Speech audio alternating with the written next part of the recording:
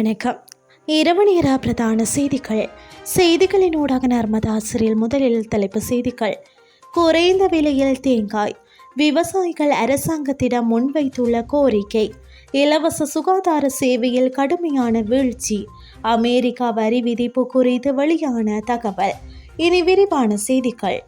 உள்நாட்டு சந்தையில் தேங்காயின் விலை வீழ்ச்சியடைந்துள்ளதாக விற்பனையாளர்கள் தெரிவிக்கின்றனர். கடந்த சில மாதங்களாக 220 ரூபாய்விற்கு விற்பனை செய்யப்பட்ட தேங்காய் ஒன்று தற்போது 100 ரூபாய் முதல் 170 ரூபாய் வரையில் விற்பனை செய்யப்படுகிறது. இதனால் விற்பனை அதிகரித்துள்ளதாகவும் விற்பனையாளர்கள் குறிப்பிட்டுள்ளனர்.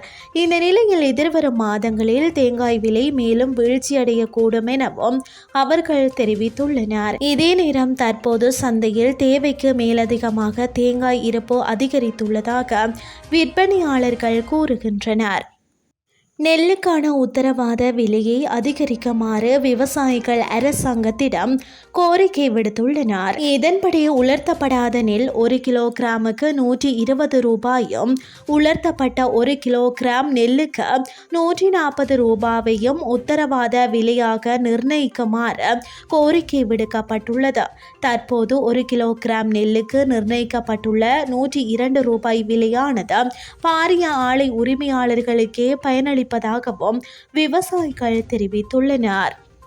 நாட்டின் இலவச சுகாதார சேவையில் கடுமையான வீழ்ச்சி ஏற்பட்டுள்ளதாக எதிர்க்கட்சி தலைவர் சஜித் பிரேமதாச தெரிவித்துள்ளார். விளியந்தலை பகுதியில் இடம்பெற்ற நிகழ்வொன்றில் கலந்து கொண்டு உரையாற்றுகையில் அவர் இதனை குறிப்பிட்டுள்ளார். அரசு மருத்துவமனைகளில் மருந்து சீட்டுகள் வழங்கப்பட்டாலும் மக்கள் தனியார் மருந்தகங்களில் மருந்துகளை வாங்க வேண்டிய நிலை உருவாகியுள்ளது. எனவே அது உண்மையான இலவச சுகாதாரம் அல்ல. தேசிய மருத்துவமனைகளில் உள்ள 4 MRI ஸ்கேன்களில் 3 ஸ்கேன் இயந்திரங்கள் செயலிழந்துள்ளன. இருதய நோயாளிகளுக்கான மருத்துவமனைகளில் மருந்துகள் மற்றும் பிற பொருட்களை பெறுவதற்கு 1 லட்சம் ரூபாவிற்கு மேலதிகமாக செலவிட வேண்டியுள்ளது. நுண்ணுயிர் எதிர்ப்பிகள், மயக்க மருந்துகள் மற்றும் வலி நிவாரணிகளுக்கு கடுமையான தட்டுப்பாடு நிலவுகிறது.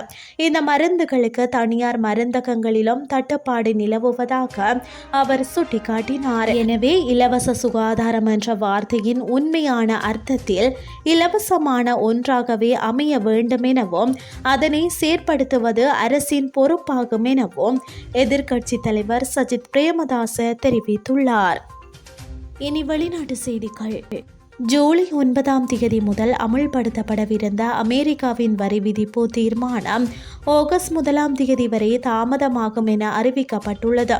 வெள்ளை மாளிகை அதிகாரிகள் இதனை தெரிவித்துள்ளனர். இத்துடன் செய்திகள் யாவும் நிறைவடைகின்றது. அடுத்த மணித்தியால செய்திகளை காலை 8:30 எதிர்பாருங்கள். நன்றி.